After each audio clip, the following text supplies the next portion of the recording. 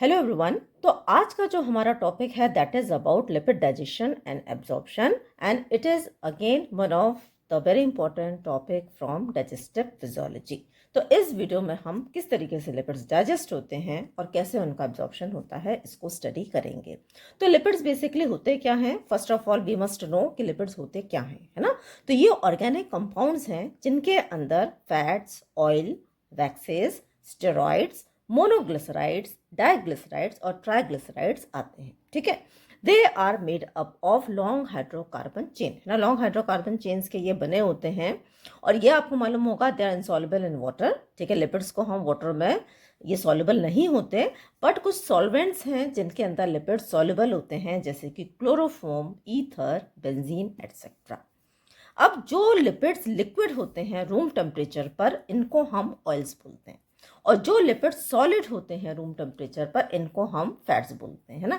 चाहे फैट हो, चाहे ऑयल हो, चाहे वैक्सेस हो, ठीक है, जो भी घी हो गया, मक्खन हो गया, बटर हो गया, वट एवर इज देयर, ये सारी की सारी चीज़ें लिपिड्स के अंतर्गत आती हैं। तो लिपिड्स के अगर हम कुछ एग्जाम्पल्स देखें तो एक तो हो गया फैटी एसिड्स, ठीक है, then monoglycerides, then glycerol and then cholesterol. These are some of the examples of lipids. अब यहाँ पर आप देखें जैसे कि मोनोग्लिसराइड है ना, तो monoglyceride is made up of there is a glycerol and then there is a fatty acid chain. अब यहाँ पे 2 फैटी एसिड चेन होंगी तो उसको हम डाइग्लिसराइड बोल देंगे, और अगर 3 फैटी चेन यहाँ पर अटैच होंगी तो इसको हम ट्राइग्लिसराइड बोल देंगे। ठीक है, तो monoglyceride, diglyceride and triglycerides, these are all the lipids. अब जो एंजाइम्स लिपिड्स पर एक्ट करते हैं तो उनमें बेसिकली जो इंपॉर्टेंट वंस हैं इनको हम बोलते हैं लाइपेज। तो लाइपेज के अंदर 3 तरीके के लाइपेज हमारे बॉडी के अंदर प्रेजेंट होते हैं। लिंगुअल लाइपेज जो कि सलाइवरी ग्लैंड के द्वारा रिलीज होते हैं, पैंक्रियाटिक लाइपेज जो कि पैंक्रियास रिलीज करता है, एंड गैस्ट्रिक लाइपेज जो कि स्टमक के द्वारा रिलीज होते हैं। इनको हम लाइपेज बोलते हैं जो कि ट्राइग्लिसराइड्स के ऊपर एक्ट करते हैं। Then we have cholesterol esterase जो कि कोलेस्ट्रॉल एस्टर्स के ऊपर एक्ट करते हैं, and then we have phospholipase जो कि एक्ट करते हैं ऑन फॉस्फोलिपिड्स। तो हम यहाँ पर देख रहे हैं 3 कैटेगरी है एंजाइम्स की जो कि लिपिड डाइजेशन में हेल्प करती है। Now let us study about lipid digestion. तो लिपिड का जो डाइजेशन है ये माउथ के अंदर ही स्टार्ट हो जाता है। ठीक है, अब यहाँ पर हम बेसिकली पहले ट्राइग्लिसराइड के डाइजेशन के बारे में स्टडी करेंगे। तो माउथ के अंदर जो सलाइवरी ग्लैंड्स होती हैं ये प्रोड्यूस करती हैं लिंगुअल लाइपेज को। अब जब हम ट्राइग्लिसराइड्स बोलते हैं, जो भी फूड हम खाते हैं, ज़्यादातर जो भी डाइटरी हमारे जो फैट्स होते हैं they are in the form of triglyceride. अब ये जो ट्राइग्लिसराइड्स हैं they are a big fat globule. बड़ा सा फैट का जो ग्लोब्यूल है जो कि इकट्ठा होता है उसको हम बोलते हैं फ्लैट ग्लोब्यूल या फिर लिपिड। तो ट्राइग्लिसराइड्स पर लिंगुअल लाइपेज एक्ट करते हैं और उनको partially digestion of some fat, यहाँ पर फैट का कुछ पार्शियल डाइजेशन होता है लेकिन पूरी तरीके से यहाँ पे फैट्स डाइजेस्ट नहीं होते। May be they are converted into diglycerides and fatty acids. ठीक है, अब यहाँ पर जो लिंगुअल लाइपेज हैं ये उतने अच्छी तरीके से काम नहीं कर पाते when they are in the mouth, क्योंकि lingual lipase they need acidic medium to act properly. तो अब जो फूड है माउथ से आता है स्टमक में, और स्टमक के अंदर जो हमारे स्टमक की जो लाइनिंग है वहाँ पर जो चीफ सेल्स होते हैं ये प्रोड्यूस करते हैं गैस्ट्रिक जूस को, और गैस्ट्रिक जूस के अंदर प्रेजेंट होता है gastric lipase, but this lipase is also a weak lipase. ठीक है, तो अब जो स्टमक के अंदर जो ट्राइग्लिसराइड्स हैं इन पर गैस्ट्रिक लाइपेज एक्ट करते हैं और इनको कन्वर्ट करते हैं into monoglycerides and 2 fatty acids. Okay, अब यहाँ से जो फूड है it enters the small intestine.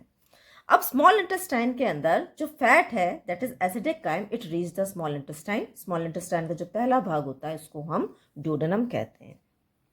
अब यहाँ पर एसिडिक काइम से हमारा क्या मतलब है? जो अधपचा खाना जिसके साथ में जो एंजाइम्स ऐड हो गए हैं, ठीक है, इसको हम बोलते हैं एसिडिक काइम, बिकॉज यहाँ पर स्टमक का जो HCl है वो जो इस फूड को, पार्शियली डाइजेस्टेड फूड को एसिडिक में कन्वर्ट कर देता है। तो अब जैसे ही एसिडिक काइम स्मॉल इंटेस्टाइन में एंटर करता है तो it stimulates the secretion of cholecystokinin and secretin. Now cholecystokinin and secretin, these are the 2 gastrointestinal hormones जिनके 2 बहुत इंपॉर्टेंट फंक्शंस हैं। तो cholecystokinin करता क्या है? It stimulates the secretion of bile juice from the gallbladder। ये गॉल ब्लैडर को contract करता है और वहाँ से ये बाइल जूस के जो सिक्रेशन है इसको स्टिमुलेट करता है। दूसरा फंक्शन इसका ये है कि it stimulate the secretion of pancreatic enzymes from the pancreas, है ना। और यहाँ पे पैंक्रियाटिक एंजाइम कौन सा है? Of course it is pancreatic lipase. तो अब जो पैंक्रियाज है, पैंक्रियाज को स्टिमुलेट करता है कि वो पैंक्रियाटिक लाइपेज को रिलीज करें, है ना। तो ये दो इंपॉर्टेंट फंक्शंस हैं कोलिसिस्टोकाइनिन के।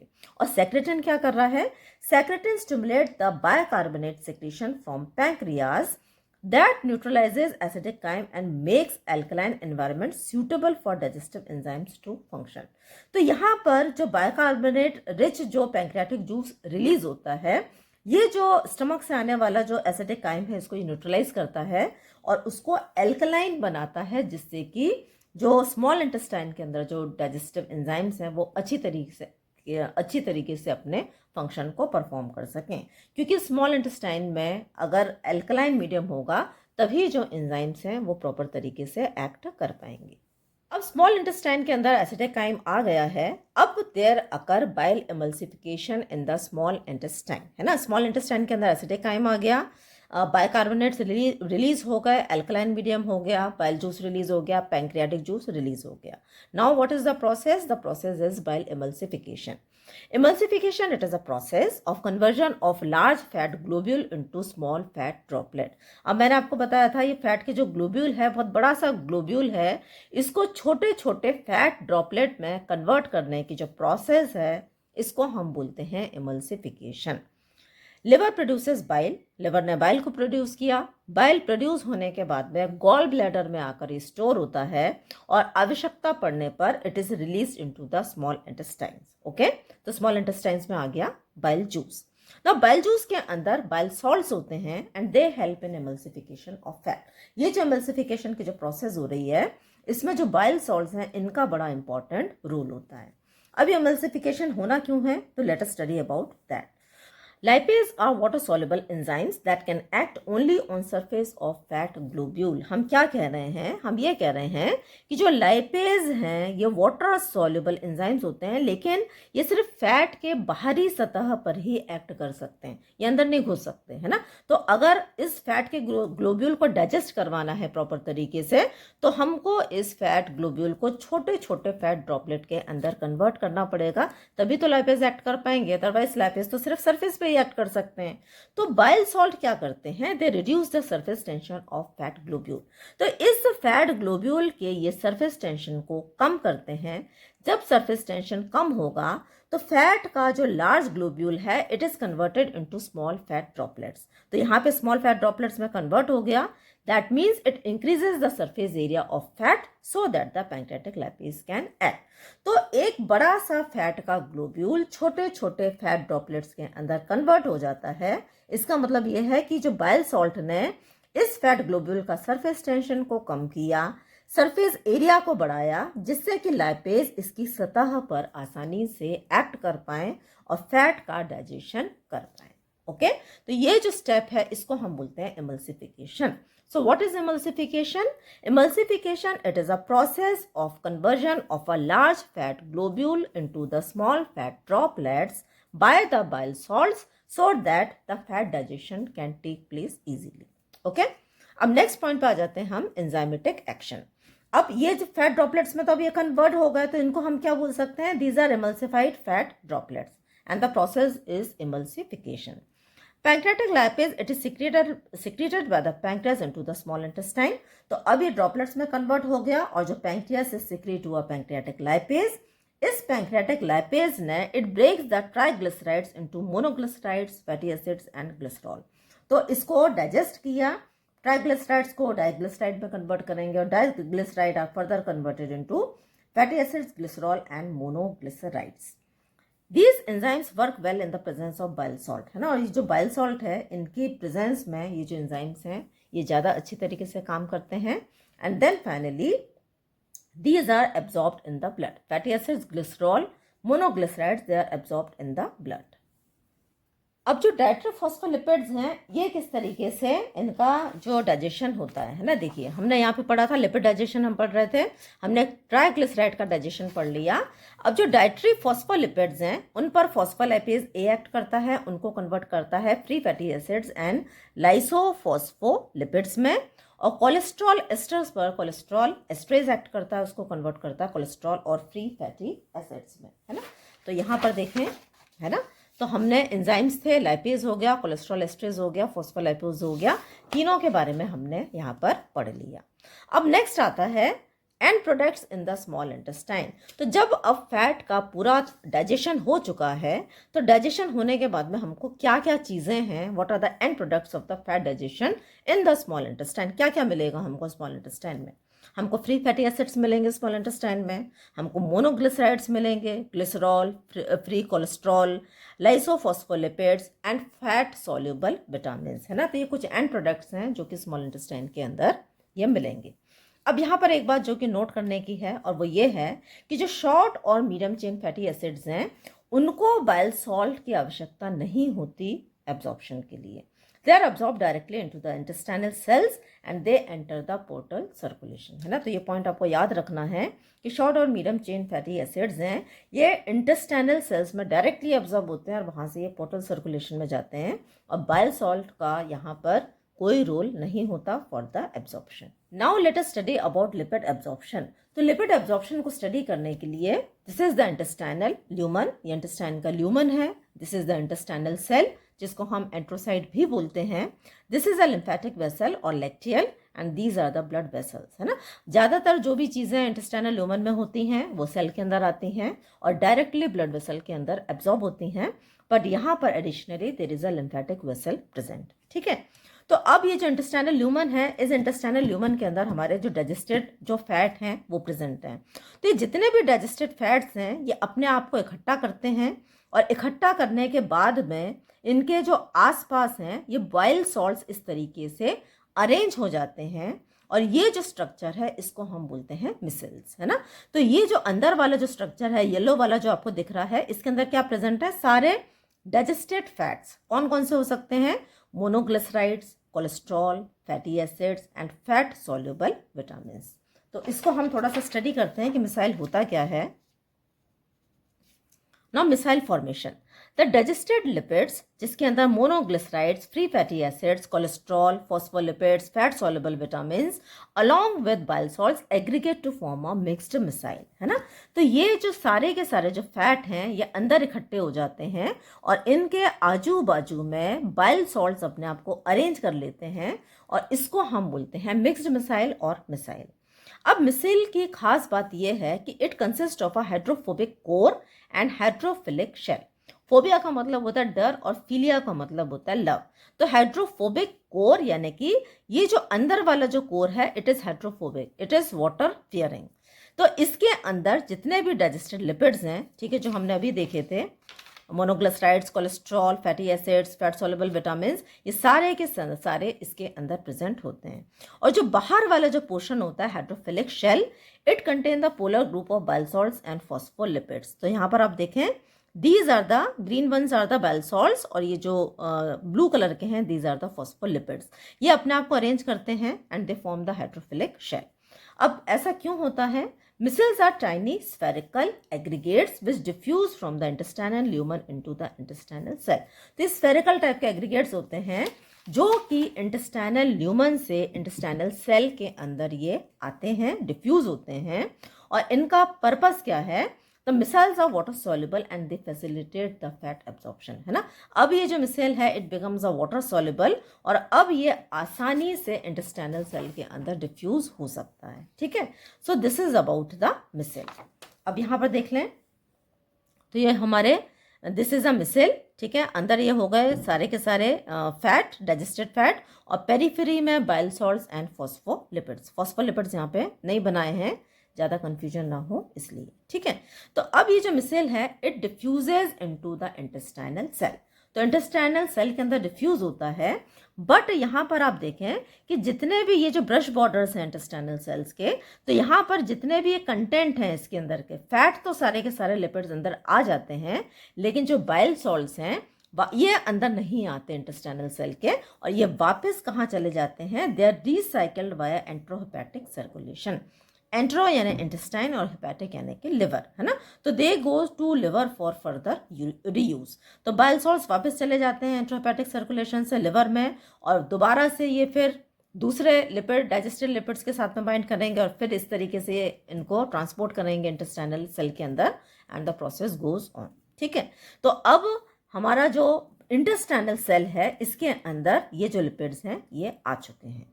नाउ दीज लिपिड्स, अब यहाँ पर एक और प्रोसेस होती है, this is the endoplasmic reticulum. तो ये जो एंडोप्लाज्मिक रेटिकुलम है, अगेन ये जो लिपिड्स हैं, ये जो फैट्स हैं, they are converted into the triglyceride. जहाँ पे एक अजब प्रोसेस होती है कि यहाँ पर दोबारा से ये जो मोनोग्लिसराइड्स हैं they are packed into assembled into triglycerides by the endoplasmic reticulum. Enterocyte uptake, micelles transport lipids into the brush borders of the enterocytes where lipids are absorbed. Inside the enterocyte, monoglycerides and fatty acids are reassembled to form triglycerides, है ना। तो ये भी हमने देख लिया। ठीक है, ये एब्जॉर्ब हो गया और एब्जॉर्ब होने के बाद में अब it is converted into the triglycerides. तो हमने मिसल फॉर्मेशन पढ़ लिया, देन हमने एंट्रोसाइट अपटेक पढ़ लिया, then we will study about chylomicron formation. Inside the enterocytes triglycerides are resynthesized from monoglycerides and free fatty acids. तो यहाँ पर अब सेल के अंदर जो ट्राइग्लिसराइड्स हैं ये दोबारा से बन जाते हैं और अब they along with cholesterol and other lipids form chylomicrons. The resynthesized lipids are surrounded by lipoprotein and phospholipids. अब यहाँ पर ये जब दोबारा से रीअसेंबल होते हैं तो they form a structure which is known as chylomicron which is a lipoprotein.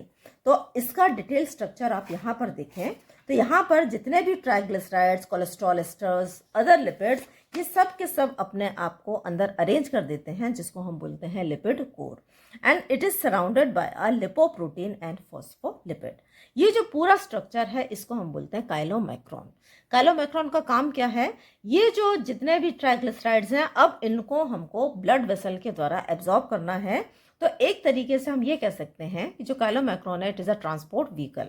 Now this chylomicron it is of large size, है ना, बड़ा साइज होता है तो डायरेक्टली ब्लड वेसल के अंदर एंटर नहीं कर सकता, तो पहले इसको लिम्फेटिक वेसल के द्वारा गुजरना पड़ेगा before it enters the blood vessel.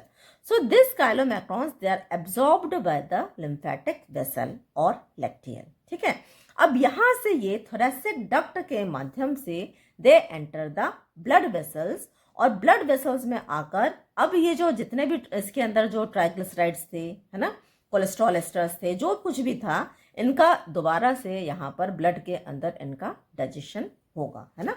तो कैसे होता है, लेट अस सी। तो chylomicrons cannot pass through membrane of blood capillaries because of large size, so they are released into the lymphatic system and they enter the blood stream via thoracic duct, है ना। तो thoracic duct के माध्यम से अब ये blood vessels के अंदर एंटर हो गए। Lipoprotein lipase in blood capillaries break down triglycerides in chylomicron into fatty acids and glycerol, है ना। तो अब यहाँ पर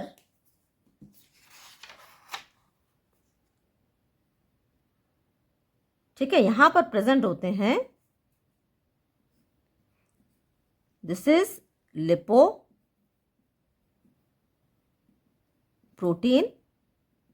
लाइपेज।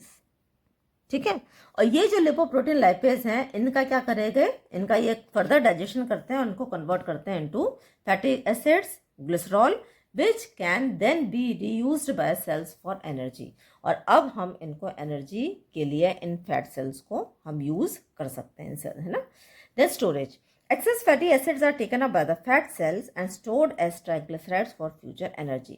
तो जितना डाइजेशन की आवश्यकता है वो हमारे बॉडी के द्वारा हो जाता है, एब्जॉर्ब कर लिया जाता है, और जो एक्स्ट्रा जो अमाउंट में जो फैटी एसिड्स होते हैं वो जो एडिपोसाइट्स के अंदर चले जाते हैं और वो स्टोर होते हैं और they are stored in the form of triglycerides. और जब भी हमारे बॉडी को एनर्जी की आवश्यकता होती है तो हम उनको फिर ब्रेक डाउन करके हम उनसे एनर्जी को ले सकते हैं। ठीक है, तो हमारा जो आज का जो बेसिकली वीडियो है तो हमने उसमें क्या पढ़ा, सबसे पहले हमने पढ़ा लिपिड्स के बारे में, जनरल हमने लिपिड्स को समझा, फिर वो कौन कौन से एंजाइम्स हैं जो कि लिपिड्स के ऊपर एक्ट करते हैं, फिर हमने पढ़ा अबाउट द किस तरीके से लिपिड डाइजेशन होता है, यानी कि किस तरीके से ट्राइग्लिसराइड्स हैं ये इनका डाइजेशन होता है, और इसी के अंदर हमने बाइल का एमल्सिफिकेशन पढ़ा और हमने एंजाइम का एक्शन पढ़ा, पैंक्रियाटिक लाइपेज का, फिर हमने पढ़ा टाइट्रोफॉस्फोलिपिड्स और कोलेस्ट्रॉल एस्टर्स किस तरीके से इनका डाइजेशन होता है, क्या एंड प्रोडक्ट्स हैं स्मॉल इंटेस्टाइन के, और फाइनली हमने पढ़ा कि किस तरीके से जो लिपिड्स हैं इनका एब्जॉर्प्शन होता है, इंटेस्टाइनल ल्यूमन में आते हैं, इंटेस्टाइनल ल्यूमन से इंटेस्टाइनल सेल में आते हैं, इंटेस्टाइनल सेल से लिम्फेटिक वेसल में आते हैं, और फिर then they enter the blood vessels. और इस पूरी प्रोसेस के अंदर हमने मिसाइल फॉर्मेशन एंट्रोसाइट के द्वारा किस तरीके से इनको लिया जाता है, काइलोमाइक्रोन फॉर्मेशन के बारे में पढ़ा, और कैसे इनका ट्रांसपोर्टेशन होता है इसके बारे में स्टडी किया है ना। तो ये था हमारा आज का वीडियो। तो I hope you have understood this topic. तो अगर आपको वीडियो समझ में आया है तो वीडियो को लाइक करें, चैनल को सब्सक्राइब करें, वीडियो को शेयर करें। Thanks for watching.